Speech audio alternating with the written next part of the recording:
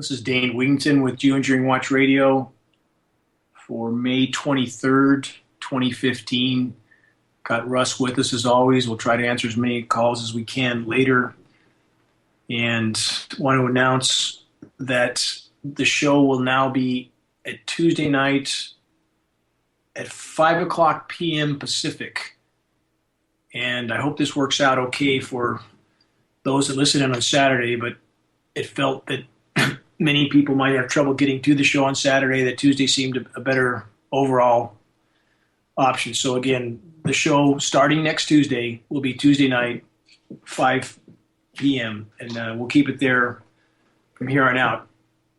We have still the continued effort to cool the continental U.S. It's gone on for so long that it seems a broken record, but tried to post again on that yesterday, and it seems a lot of people, even in our movement, don't want to look at this data.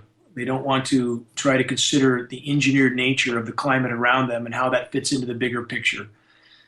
And it's imperative that we do this, that we look, that we research, that we understand what's happening, that we don't keep marching forward with the same perspective formed from data that's not accurate today.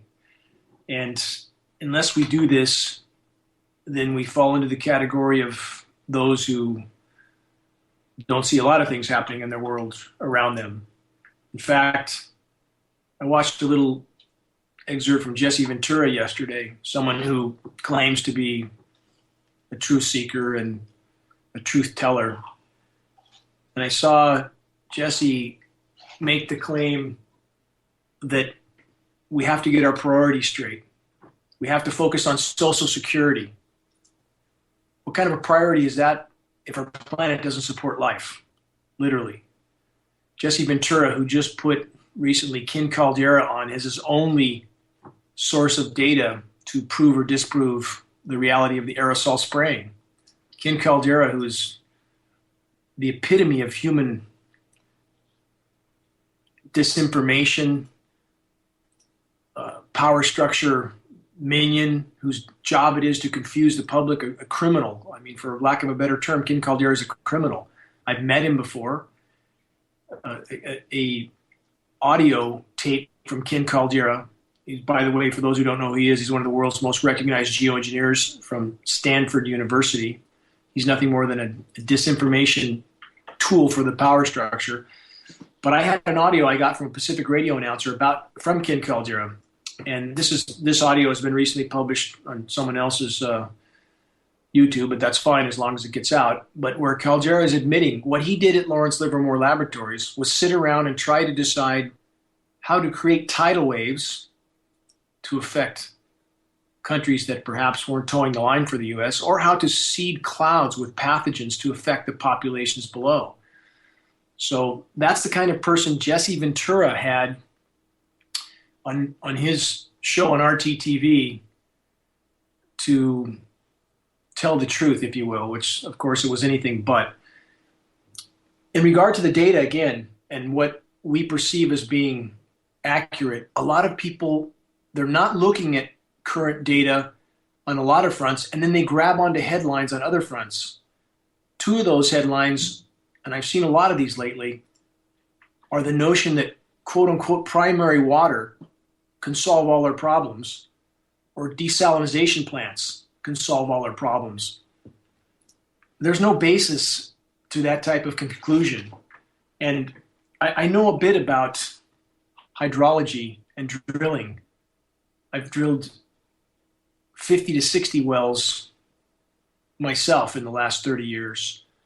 Work with drillers directly, work with seismologists on sounding for underground water. You can't just tap deep strata water and fix all your problems. And when we have people grabbing at straws like this, it takes the focus off the primary issue, which is exposing and stopping climate engineering. And there's no basis to stand on with these types of supposed fixes. In the case of, again, this primary water, it is extremely difficult and energy intensive to reach water at such deep levels and to do anything constructive with it. I mean, and the whole notion of the term itself is still in debate, and where that really fits into what's just simply a deep aquifer or something else. So there's a lot of controversy even in that regard. But pulling water out of the ground is a very, very expensive, energy-intensive process. The deeper the level is, the more difficult it is to reach. How are you going to water forests with this type of water, even if you could reach it? It takes, again, a tremendous amount of energy to get water out of the ground and to do much with it. So in the case of desalination, same thing. Does anybody talk about the fact that these desalination plants produce a tremendous amount of toxic waste?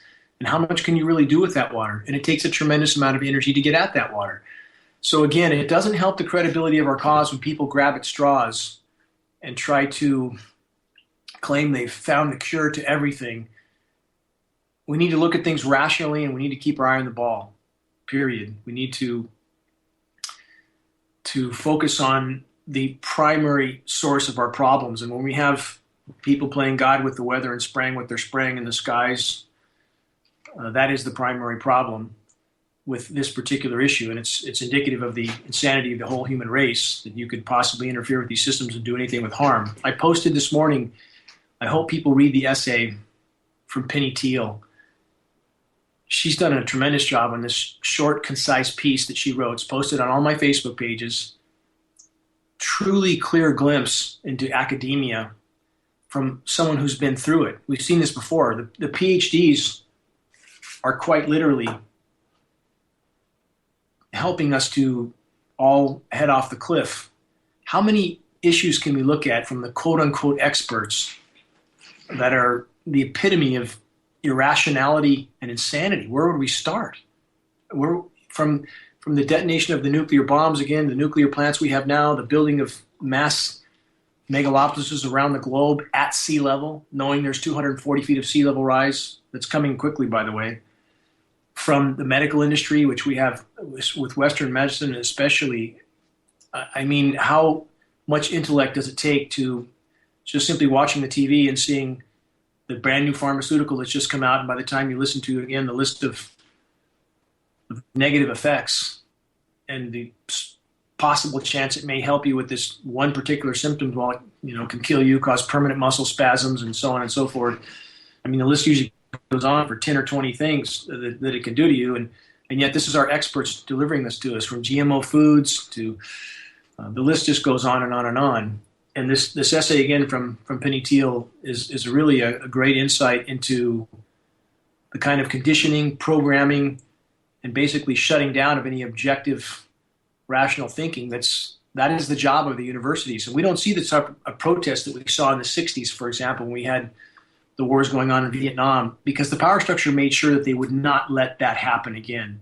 They've bought, sold, and paid for the universities. And we hear people talking about their tax dollars being used for this and that. People are taxed only because that keeps them struggling. When you have a country, i.e. the U.S., that prints the global reserve currency, and they made sure that the dollar would be the global reserve currency after World War II. That's part of the reason why the nuclear bombs were used. That's part of the reason why certain mechanisms were put into motion, because the empire, i.e. the U.S., knew if they were the global reserve currency, they would have this hegemonic power.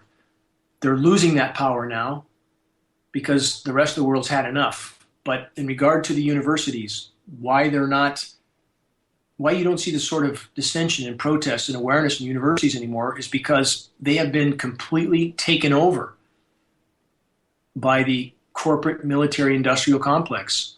I was contacted by a lab manager from a major university funded by Monsanto. She was completely livid about the aerosol spraying, tried to bring it up with some of her colleagues, but she was taken into a room twice and told, if you continue to talk about this, there'll be consequences. I haven't heard from her since. I hope she's okay.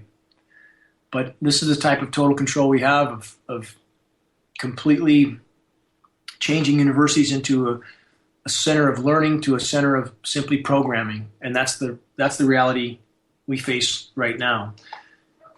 When we have special interest people on our media that are former lobbyists, in the case of this is somebody I have great disdain for, Wolf Blitzer, a CNN.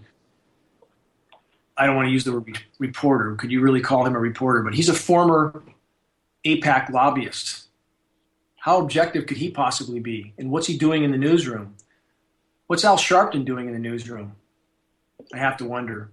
Why is a reverend allowed to be a news commentator on what should be a program that is supposed to reach people of many different faiths, beliefs, ethnicities? It's all about creating controversy in the public and not delivering anything that even remotely resembles the truth, if you will. So when we have, as I've shared before, police who are willing to treat you as a tyrant if you're trying to actually put news out about what's happening to our own soldiers. I shared this story before, that I was photographed from every angle they could get at the start of the second Iraq War in 2003 when I passed out 200 commercial VHS films on a documentary called Hidden Wars of Desert Storm that showed how our troops were being poisoned by our own ammunition. I was photographed from multiple angles from undercover police. How do they justify what they do? How do people like Wolf Blitzer or these other news people justify what they do as well in their own mind, just for their paycheck and pension? So here's where we're at, and then we'll take calls. There is a growing movement of people who can get something done in this fight. I was on a conference call last night to people in Texas, and there's some very capable people on this call. There were 60 people on this conference call, a number of them attorneys.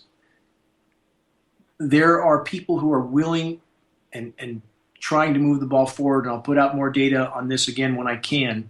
But this is where, back to the news reporters, back to the people who hide the truth, why would climate engineering be different than other issues as far as exposing this to the public? Because climate engineering, unlike any other issue, affects everybody equally. At least until recently, you could avoid vaccines, you could avoid GMO foods, you could avoid a lot of things. You could avoid 9/11 because you don't live there, or maybe you don't want to think about it, but you can't avoid climate engineering. No one can. Climate engineering will be our end if it continues. We have more and more data coming from the science community making it clear what we've said all along. Climate engineering can't work. It can only make a bad situation worse, and that's exactly what it's doing. So in regard to the media, the people that I spoke of earlier who are just repeating the lies they're given to repeat, if we can reach this critical mass of awareness, if we have people in our society that are stepping forward now because we've tried to reach this critical mass of awareness. So many people seem to say or claim that we don't need to worry about raising awareness. We simply need to do something. You can't do something without an army. You can't fight a battle without an army. And because we focused on raising awareness, now we have people stepping up to the plate who are capable of helping us in the cause. People like the people on the phone call I was on last night.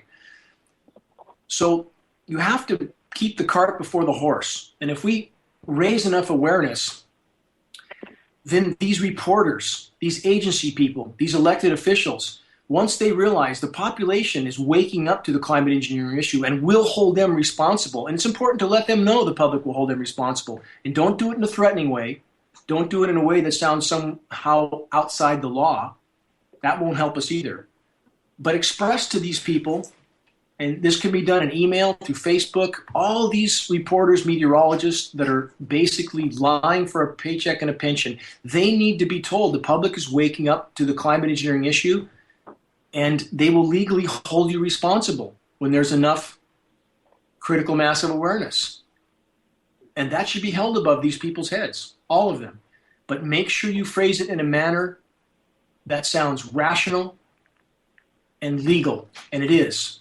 These people are deceiving a population in a way that can only be considered criminal, and the law has provision for this.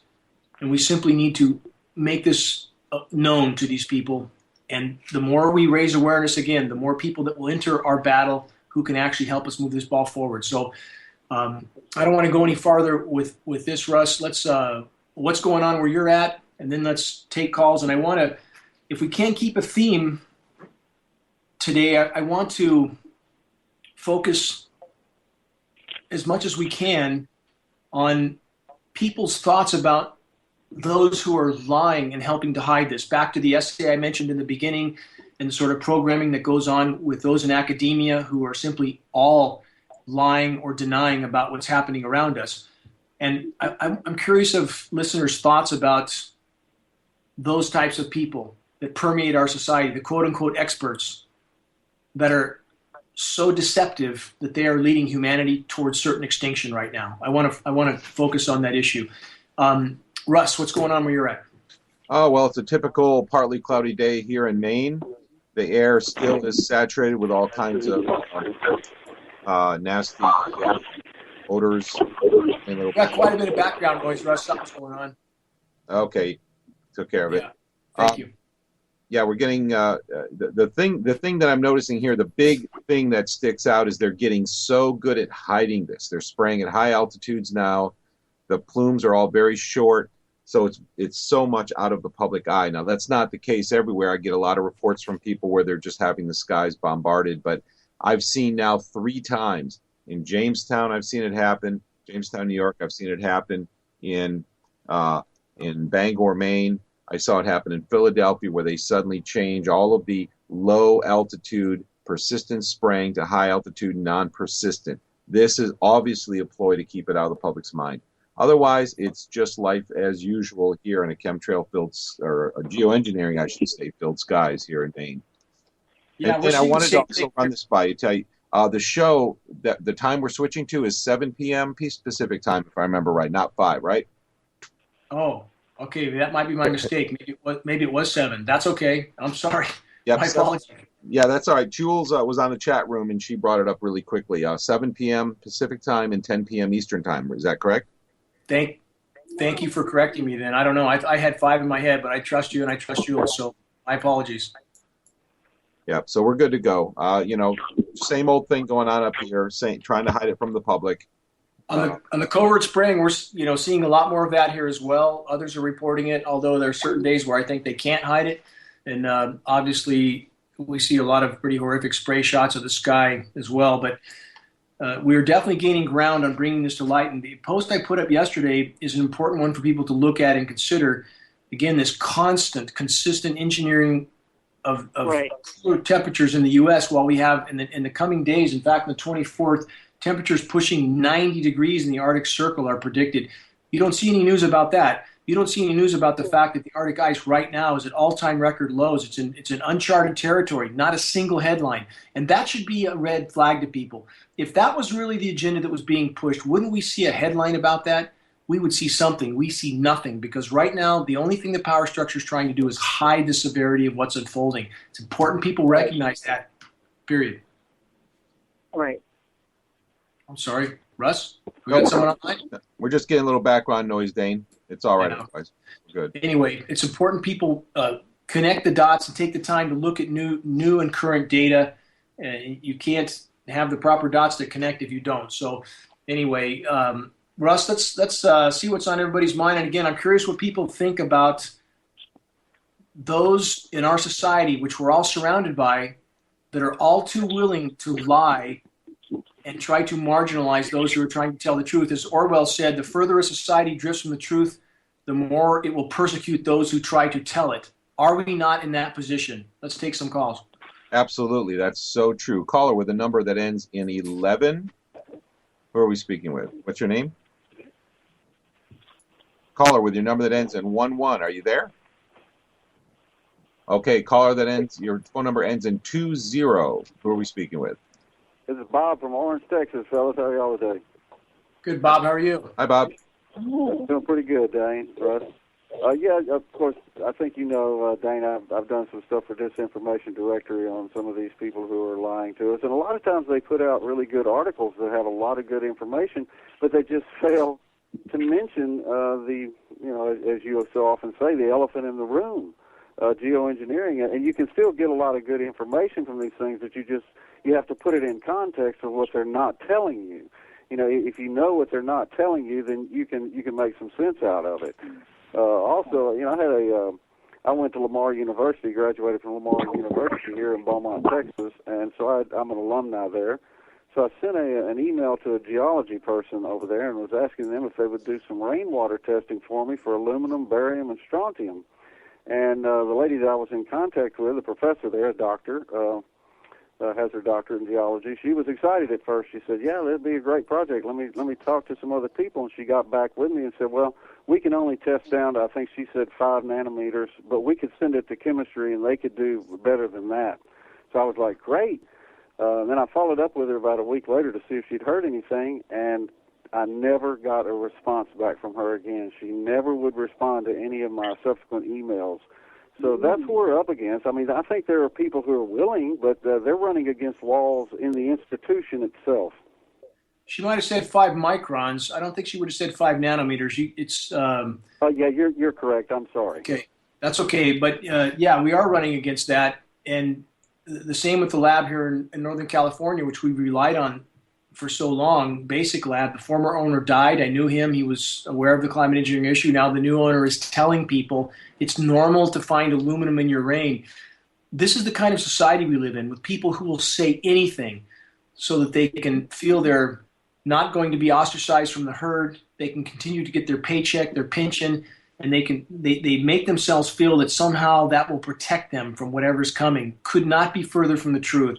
So this is where we're back to critical mass is a must. The entire system and just about everybody in it is completely sold out. They have no honor, no virtue, no morality. They'll say whatever they're told to say. We have unfortunately the kind of military commercials we see, by the way, and I don't know how many people see these commercials. They're so simplistic to try to get people to enlist. They make it look like it's some sort of a fraternity adventure Right. with, you know, it's truly appalling, the kind of propagandistic military recruiting commercials we see as well. So our society is completely off the rails right now, completely off the rails. So this is where people have to sift out data on their own.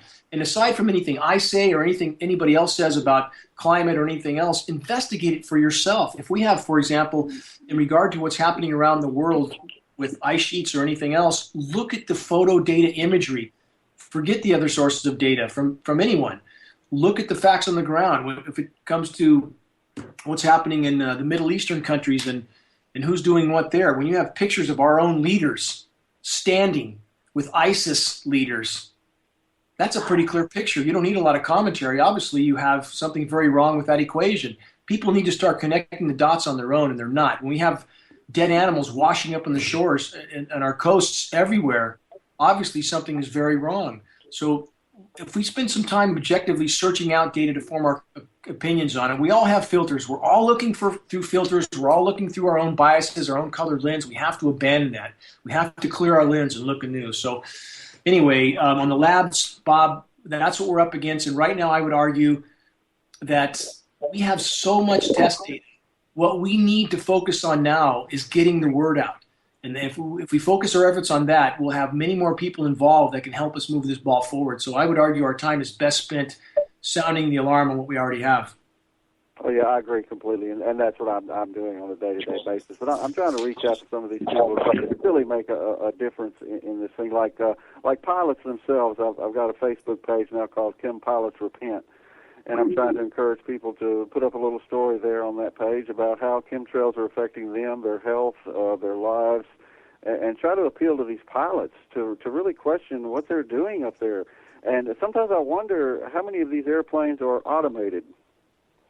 There may be. We can't know that. But again, I would stress using the science terms, not to give you a rough time on that, but we all need to really, really focus on disconnecting from the chemtrails term because there is no basis for that term. It's the term that's been completely marginalized. And the simple example I would give, go search online chemtrails and search online solar radiation management, climate engineering, geoengineering. It's very imperative that we really play chess effectively, and that involves knowing the game and how best to play it. So anyway, it's something else to keep in mind. Right. Well, I agree completely. The only thing there is that I've run into is even if I start a discussion, about geoengineering with someone, that I may be familiar, a friend or something, but I've never discussed it with before, they regurgitate that term back to me. Oh, you mean chemtrails? Yeah. And then I have to, we don't really like to call it, it's and it's kind of that kind of thing. There's lots of times when I'll start a conversation or have a conversation and not use that, but the person I'm talking to has heard of that before. I agree. I'm not phobic of the term, but I think it's appropriate to tell people why, and not just that we don't like that term, but to tell them why. Just tell them to go search that term, and then go search geoengineering or climate engineering or solar radiation management, and tell me, have them tell you what they think would be most convincing to someone who'd never looked at the issue before. Uh-huh. I think that's where the argument really shakes out, at that point. Hey, for anybody calling in, again, if there's a lot of background noise, Russ is going to have to disconnect you. And if you can be really careful about mooting out and listen for your number, so if we call, we can get you right on. And Russ, can you give the calling number again? And Bob, hey, again, thank you for everything you've done, my friend. And let's all keep banging the drums. Every day matters, and we are gaining ground. We're going to do it. Thanks, guys. Thank you, sir. Yes, Bob, thank you for what you're doing. And Dane, I've been debating with some of the people on some of these articles that have been written making fun of people who believe in geoengineering. And these people are ruthless. They have no moral fiber. They don't do any research. They always claim that they want science, but they come back and they just attack the character of the person who's trying to tell the truth. So forget about them and move on. If you want to call... on that note, and I agree with you, and I've certainly encountered, you must know too many of those to even recall in the last 12 years. But we have a lot of the same thing happening even within the ranks of our own groups. And when it comes back down to data again, and what the point you just brought up is incredibly valid. Don't be a fence sitter. Sitting a fence is not helping the cause. And if you look at data, you'll come to solid conclusions. If you look from multiple sources, if you look at, again, frontline, what's occurring in certain regions, what's happening. Don't look at a headline. Headlines aren't facts. And that's why, again, back to the primary water or the desalinization being the cure for everything. Look at the bigger picture and you'll understand quickly that those headlines are not accurate. You have to look at the wider picture. So we all have to do that. And the more solid ground we're standing on, the more traction we're going to gain in this fight. So again, we all don't want to be like the those who deny the aerosol spraying. We don't want to be like them. They're like they are in many cases when it's our family and friends because they've never done a stitch of research. Don't be like them. Do objective research. Have a basis for your conclusions. Go ahead, Russ. Can you give the call-in number, Russ, and we'll take another one? Yeah, absolutely. The call-in number is 718-717-8296. That's 718-717-8296. When you call in, just keep your phone muted, keep the background noise down, or else we'll have to disconnect you. Caller with your number that ends in 86. What is your name? Hi, this is Chris calling from North Carolina. Hi, Chris. How are you? I'm doing very well. Thank you, guys, Dane and Russ, for all that you do. Much appreciated here. I wanted to report an observation. It was very interesting. I live in the Charlotte metro area, and we've had 5 days now of clear blue skies for the most part. It started, I guess it'd be Tuesday morning. I saw 2 very minor trails. Saw the planes that did it, 2 of them actually. And then it stopped. And then about half an hour later, a neighbor of mine pointed out a person that appeared to be parachuting. So I looked way off in the distance. You could barely notice it, but it did appear to be, in fact, somebody descending on a parachute. So we continued to speak. A few minutes go by, and then I noticed that it hadn't descended any further. So for a good 20, 30 minutes, wherever this parachute-looking device was pretty much hovering in the air, making almost a small circle. I ended up having to go inside, get some work done, and next thing I know, it's 5 days later, and haven't seen one chemtrail. So I don't know what that's all about. Could it be a pure coincidence? Certainly. What that thing was, I don't know. But I want to just, report this and get your take on it, if possible. No way to know about something like that. I mean, that's an anomaly. But when you don't see any aerosol activity going on overhead, and it's important, if your sky's not blue, even if you're seeing those short trails, and I don't know if this is the case in your area, but over California, we'll have quote unquote clear skies that aren't clear at all. We have the short trails, and if you block the sun out with something to see the huge halo around the sun, the atmosphere is full of particulates, but it's simply spray light, if you will, as Russ described earlier. So I don't know if you're experiencing that or if your skies are actually clear, but in either case, the aerosol operations are going on somewhere at any given point in time, or most places, and we see certain anomalies.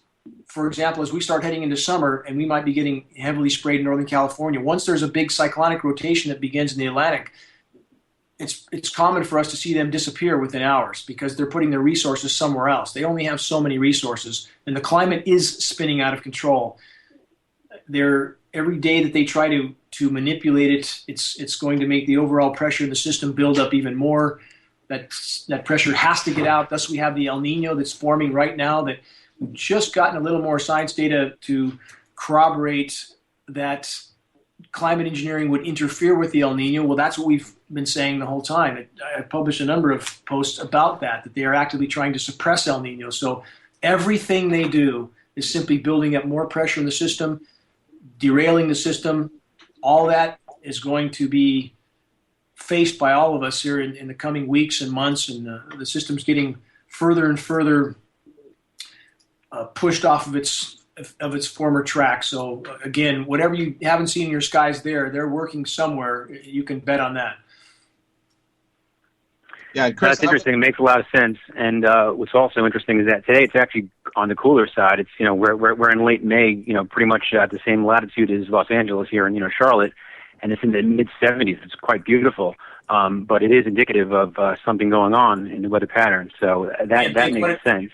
Think what it is in the Arctic, though. We have temperatures right now in the Arctic Circle the next day or two. Oh, I know. I've been tracking the global weather. It's been a hot year, very hot year. Obviously, east of the Mississippi, it's been an anomaly. It's been colder than ever. And as you've explained many times, the reason why, how this 1/30th, as far as actual, landmass covered part of the globe is experiencing record colds, and the other, 29 out of 30 is experiencing record heat. It's disturbing. Do you think, Dane and or Russ, that this year, perhaps sometime this year, this will reach a critical mass where it will just have to be, I guess, admitted by the mainstream media? Is that possible? We're going to try to make that happen. If we can get the right wheels turning, and there are wheels turning that I can't go into complete detail on, but if everything comes together, we should have a method to help bring this to light this year. And I would argue one way or the other, even if we did nothing, that it is getting close to the point where they can't hide this much longer. If we have a blue water event in the Arctic, which means an ice-free Arctic summer, which could very easily happen this year or next, how do you hide that? How do you hide from the public the fact that something has just occurred that quote-unquote modeling stated wouldn't occur for another 80 to 100 years? You can't hide that. Power structure knows you can't hide it, and that's why they're moving their chess pieces into place. As I've said before, the whole military operations, think about how incredibly insane this is. We have no posse comitatus anymore. The military can operate within the U.S. Lower 48, and they're staging 60-day-long military operations in the continental U.S. Where is the outrage? Back to the universities I mentioned at the beginning of the show. Where are the protests about any of this? It's incredible. It's so disturbing. It's incredible. The only counterbalance to it is the fact that everyone now has the ability to film everything, which is nice. It is. Can you imagine this was 7, 8 years ago, 10 years ago? That'd be a lot scarier. So you bring up a great point, and that's put him on edge. That not much can happen without it ending up on film. But right now, again, as futile as it feels for everyone who's sowing seeds in the field, with people who, planting awareness, with people who don't seem to want to know, they're not going to have a choice soon. The food is on the shelf is going to be either not there or too expensive to buy. At that point, people are forced to wake up, and the more we've given them the tools to have their bearings once they're forced awake, so much the better. So we all need to keep working toward this. But back to your point of how long they can hide this, I don't think they can hide it much longer at all. And that means that we're close to some serious shoes dropping. So everybody should stay vigilant, stay focused on moving the ball forward every single day, so that as this great transition takes place, then more people will have the information they need to figure out what happened. That will change the flavor of what we face. We're going to hit society as we know it is going to hit the wall very soon. There's just simply no other mathematical possibility. But we can change the flavor of what we face if we continue to focus on raising awareness to the point where we can beat the power structure to the intersection, if you will. While they're setting up their chess pieces, if we can reach critical mass before they do, before they set everything in the manner they want it, then we will change the game in our favor. And that's what we have to do. And that takes every single one of us. And that doesn't mean once a week or whenever you feel like it. It means staying in this battle effectively every single day. Yeah, no, I agree 100%. And as I said at the beginning, I'm really appreciative of both you and Russ, what you guys have done. And both my intuition and my intellect, my logic, tells me that that critical mass will be reached on our side, if you will, prior to them implementing any kind of propaganda. Case in point, if they were to come out and say, okay, now we're going to start doing it, although they've been doing it for years, and we have to do it because of X, Y, and Z, that would be a huge tragedy, and I don't think that's going to happen. So I don't either. So and thank you for bringing that point up, because we have a lot of people stating things to the contrary. I would argue no amount of lipstick can make this pig fly. Climate engineering, the public will never accept this, and the power structure knows it. In fact, people like David Keith, their job was to test the water to get a feel for public receptiveness at the International Geoengineering Conference in 2010, where I confronted Keith. That was part of the purpose of that conference, to test public reception, and the water was very cold. In fact, that went so poorly for the power structure that they canceled the next conference 30 days later, or they blocked, I should say, any journalism from showing up, which means we couldn't go. I had a hard time getting into the conference in San Diego anyway, because they Google searched who I was, and they denied me entry at first until I had some media friends pull some strings and got me in. But they blocked everybody from the next conference, so they know this is not going to fly. Never going to fly with the public. And the more we get solid data out, the more we can make sure that this can never fly. And part of getting solid data out, and I want everybody to listen to this carefully, we must connect with the climate science community or in the environmental community as well, who are totally in denial on this issue, completely in denial. But the only way we can connect with them is if we're standing on solid data. If we recognize that the planet's not just warming, it's in meltdown, and climate engineering is making it worse, not better. And if the climate science community and the environmentalist community understood that, and they understood that was our position, that we recognize certain truths, then they might recognize the other truth we're trying to share with them, the fact that the climate is being manipulated and it's making the warming worse, not better. That's how we get them on our side. That's how we build our army to a size that can make sure that they can never pass climate engineering, anything to allow it, that the public would never allow this. That's why it matters to stand on credible data, because that's what builds bridges with people in other communities. That's what we're trying to do. That's why I have some of the connections I have, because we're standing on solid, credible data. I'm only asking others to look at that data. Don't sit the fence. Don't stand on a headline or whatever feels good, or some special interest group like Forbes magazine or whoever these people are that put out totally fictitious data. I looked at one this morning from Forbes citing a certain NASA link for data, which was completely fictitious. It didn't go to the NASA site at all. There was no identification on the graph they produced. Be discerning. Look at the data. Look at the reality on the ground. Stand on credible, solid conclusions. Don't sit the fence. That doesn't help. And understand that if we stand credible data, we can join with these other communities who are in denial about climate engineering, and that's how we win them over, by standing on credible data. Sorry for that monologue. No, that's great, Dane. That's great. And real quick, speaking of David Keith, after the 2010 beta test at that event, he tried to go on Stephen Colbert, and I'm sure you've seen it. Colbert kind of, cracked a few jokes, made fun of it. It was actually kind of blown away by, I guess, the brazenness, if you will, of the idea. Made some kind of joke about, oh yeah, it would be great to spray, pollution in the air to, fix a problem. I'm paraphrasing, but. So obviously this will not go over well on the public once they become aware, and as I said before, I am very hopeful and optimistic that the public will wake up to this prior to the mainstream media trying to further propagandize it. And I'm gonna take your advice and just try to reach out to as many people as I can that are in that community, environmental community, because that makes a lot of sense. That's logical. That really is a great approach. I do know a few people. Yeah. Yeah, we have to build bridges, and again, you can't build bridges when half of what you disseminate for your conclusions are completely wrong and unsupported by the data on the ground. And we need people in our community to quit doing that, to quit standing with conclusions that just feel good to have, or because you don't like, Al Gore or whatever. We have to stand on solid data, and that's how we build bridges with people in these other communities, which we have to unite with if we're going to have a chance to stop what's happening in our skies.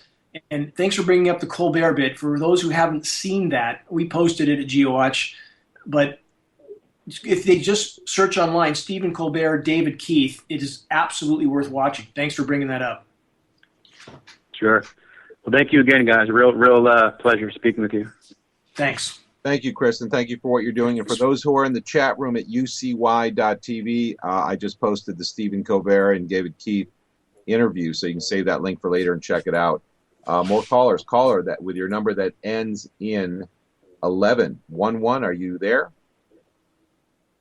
Caller, are you there? Okay, caller with your number that ends. Are you there? I'm area 613. Okay, well, I'll tell you what, I'll get to you in just a second. Caller with your number that ends in 60. Are you with us? Yes, I am. Hi, Russ. Hi, Dane. It's Cole from Queens. Hi, Cole. How are you? Hello, Cole. How you doing? Russ, thank you so much for posting my blood test. Isn't that an astoundingly high level of aluminum? Yeah, and it's great to have that information. I mean, I think if we had blood tests from people around the country and we collected them and posted them, absolutely, might raise some eyebrows. Very good. Thank you for sending that to me. Oh, it was my pleasure. And, I'm looking at this.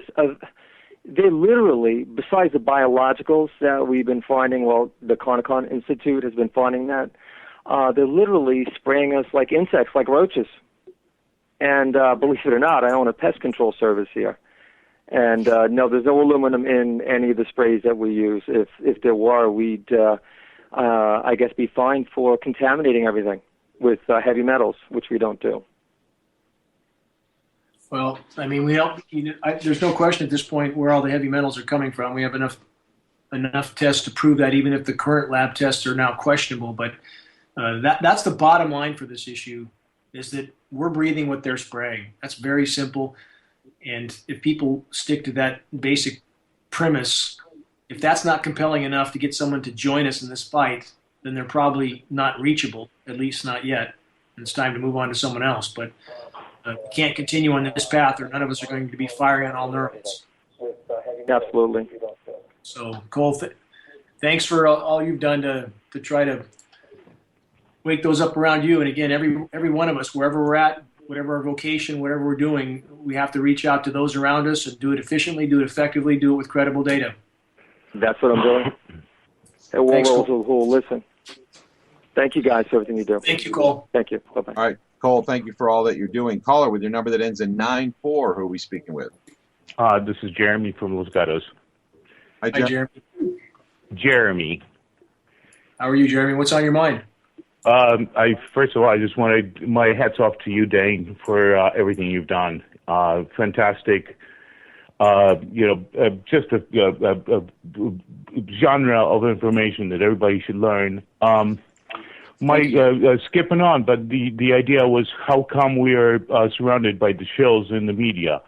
In my opinion, these people, first of all, as you said, career monsters. They're worrying about their paycheck. They worry about their image. The academia is also falling behind because people are less sensitive to true study rather than career opportunities. Everybody's looking for the diplomas. Everybody is looking for the thing. The awakening is coming because people have to understand that no matter what we do, this is the air that we breathe. And unless we all get together, as you say, you're a prophet of total truth. I thank you for that again. But to me, it is, we've been surrounded. Jesse Ventura, let's not even mention that guy. He's a total shill for all the conspiracy networks. His son, well, I do appreciate Russian TV, RT. It's not a plug for them. They do pass some information. But again, Tom Hartman has no mention about geoengineering, aerosol spraying, and to me, it is basically we're living in a cocooned world where technology is taken over. People are too busy making money, and they don't understand that we need to get together one by one and explain this. I think, Jeremy, all your points are so valid, so on target about Jesse Ventura and about Tom Hartman and about RT. I agree with you on all those points completely. RT is putting out a lot of good data. I don't know why they support Ventura. I don't know why they support Hartman. I feel exactly the same about Tom Hartman. People like him who pretend to be telling the truth while they omit the most critical issues of all. And there's no excuse for that. Yeah, and one more thing I wanted to say. In Los Gatos, we live in right below San Francisco. The image has been such that people are avoiding it. I've been making a huge effort. Bicycle clubs, all the people notice the change in our skies. We're watching, we smell it. The people that are outdoorsmen are looking into it. I think my concept is if we can awaken the people who are rich, who are completely oblivious to this. They're eating vegetarian food. They're completely dialed in with all their best supplements, but they ignore the essence of what's happening around them. If we can make a dent in those people's minds, we're talking very influential folks working in Silicon Valley and other industries here. If we can just scratch the animal of that rotten tooth and get us into this movement. I'm totally with you, Dane. I'm not going to occupy any more of your time. Thank you very much for all you guys are doing. Fantastic. I'm with you, and keep on keeping on. The same gratitude back to you, Jeremy. Again, the type of approach that you're apparently working on, that's exactly what everybody needs to do, to think effectively as to the type of people that could most help us in this movement, reaching them, planting seeds with them, getting them to look up. And the simple tools on geoengineeringwatch.org, underneath the flyer section, there's a business card size informational card, and you can print those at the right places for a penny a piece. I've been doing it. I'm going to be doing it even more intently now. But also, one thing I wanted to thank you for is your teaching on how to deliver the message. The anger which we all feel at a moment of delivery is completely useless when you're trying to deliver a scientific message. We need to be to the point with the data, and don't use the word chemtrail, for crying out loud. We need to be concise in our delivery, and that's the only way you can get through. I have lost 6 friends over this issue. It doesn't matter, we've got to keep on plugging on because this issue is of essence. Jeremy, thank you for your sanity and rational approach, and I agree with you on all counts. And if we stick to that kind of approach, non-emotional, use the science terms. This is happening in our skies. Media is not telling us about it. Once you do this a few times, you can become very proficient at it. For those that are afraid to try, if you just try it, you'll find that you can polish your method up very quickly. And if you have something to pass on, you don't have to waste a lot of breath. You make a key statement. This is going on in our sky. Media is not telling us about it. Government's not talking about it. It's a very dire threat. Please investigate and walk on. And that works very well. So, thank you for your approach and what you're doing, where you're at. And if you can, Jeremy, I'd like to connect with you. If you can send about, because of where you're at, and if you're in Silicon Valley, in that area down there, there's a couple ideas I have for down there. So if you can maybe send a message at GeoEngineering Watch, or hang on till right after the call, and we'll give you a contact. Yeah, I can do both. I don't want to occupy any more of your time. Stay on the phone with you guys. Thank you for all the work you're doing. My greatest regards. Same to you, Jeremy. Thank you. Thank you, Jeremy. Thank you for what you're doing. One thing I would add, Dane, is that people like Jesse Ventura, RT Television, what Yeah. happens a lot, and I've said this before, is that these people gain a following. It happened with Joe Rogan. These people gain a following. They gain the trust of the public sector, and then they suddenly turn when they begin to talk about a really critical issue. So they'll reveal some information. They'll gain the trust of the public who's following them, and then they'll try to debunk geoengineering. And You're this, exactly right. Yeah. In regard to Joe Rogan, their film crew was solicited to come here and do an interview with me for the show that he did on this issue, and I declined unless I was allowed to sign off on the final edit, which of course of my part, which they would not allow, and that kept them from coming. And for anybody who's seen the Joe Rogan show on geoengineering, it was a travesty. It was nothing more than a hit piece, and that's why I didn't participate in that. And we have now Joe Rogan and others that are pushing that same scenario that you just outlined, Russ. So yeah, that is how they operate. Let's try to grab a couple more calls if we can, and yeah, just hang with us, Jeremy. We'll get you right after the call. We're gonna try to grab a couple more calls in the meantime, Russ. All right, caller with your phone number that ends in 11. Last chance. Are you with us? Hello? Hello. Who's this? Hi. Hi. My name is Mary, and I live in Central Oregon.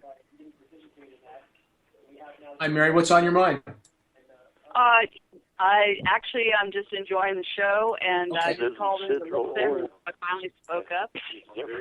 Yeah, whoever's on the background, if you can turn your volume down because it's coming through. We're hearing that, so if everybody can be careful about that. Mary, I appreciate it. You're getting lots of spray, obviously, up there. I appreciate you listening into the show. And again, if all of us try to constantly refine our efforts and our methods to sound the alarm, we're in the stretch. This is where you round the last corner of the race, and we're heading toward the tape. And a lot of people are tired. They're fatigued. I am. But this is where all of us most need to keep our stride and keep pushing until we cross the tape, until we break the dam of critical mass. And all we have to do is put a crack in the dam. Once we do that, people from academia will come out. They will. I know people in academia that are absolutely beside themselves over this issue, but they're waiting until they have enough public awareness to come out of the shadows and feel safe. So again, it's up to all of us to move the ball forward wherever we're at every day. I wanted to comment on what Jeremy from Los Gatos had just mentioned was, and then of course you guys are also talking about just using the scientific data. And I've been realizing I need to get some articles and data in print so that I can actually give that to somebody that I may want to talk to about it that seems to be interested, because anything that I have actually been using, the only word I've been using is chemtrail, and that does not go over well at all.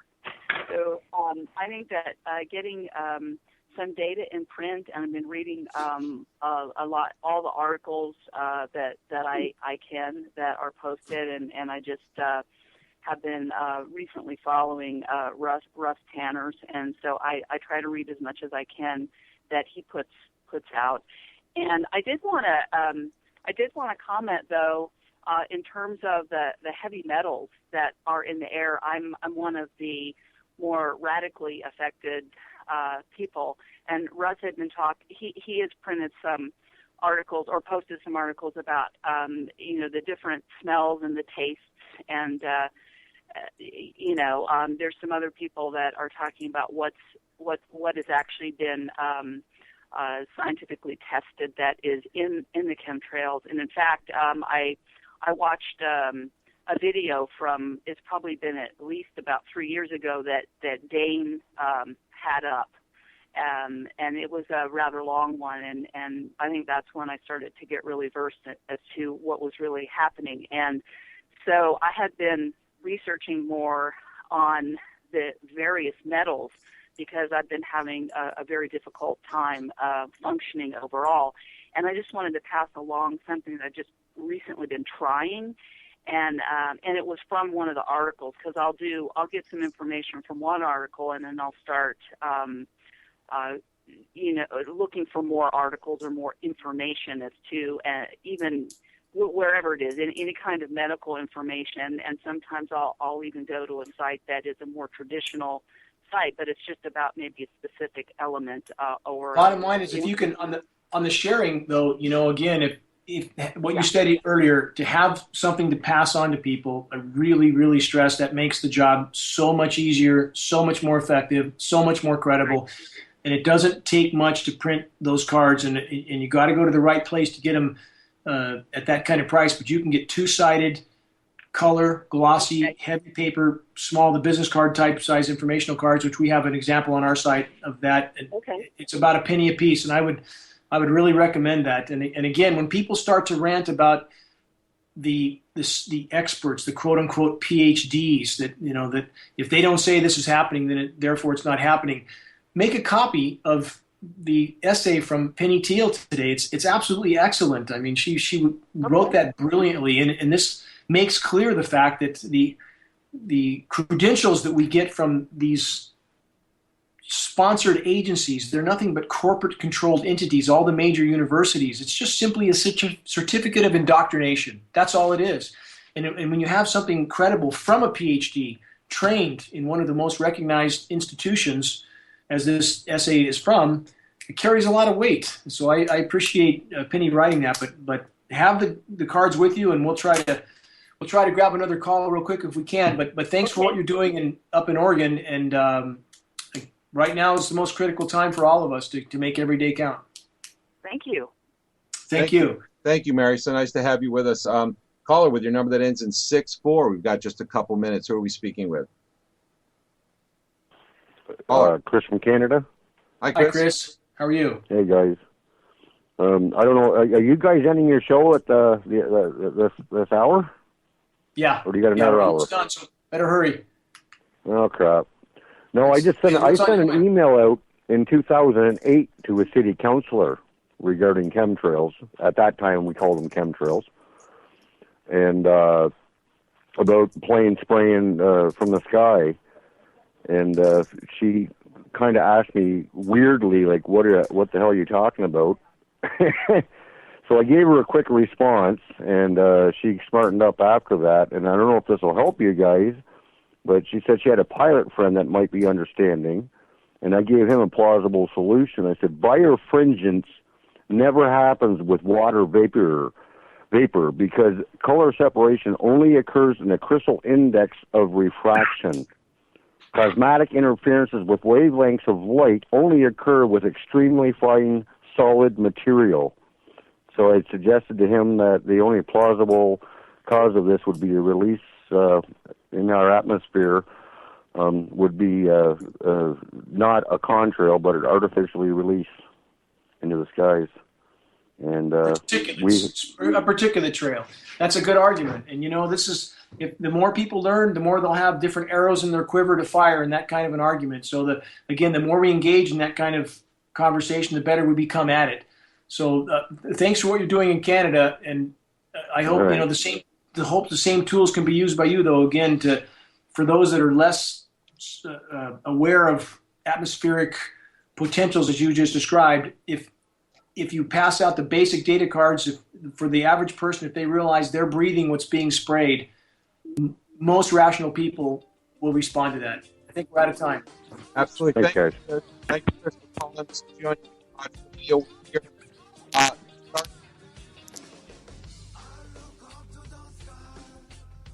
7 p.m. Pacific time, 10 p.m. Eastern time on UCY.TV. This is Russ Tanner on behalf of GeoEngineering Watch Radio and Dane, Wigington. We will see you Tuesday night, 7 p.m. Pacific time, 10 p.m. Eastern time. Sorry about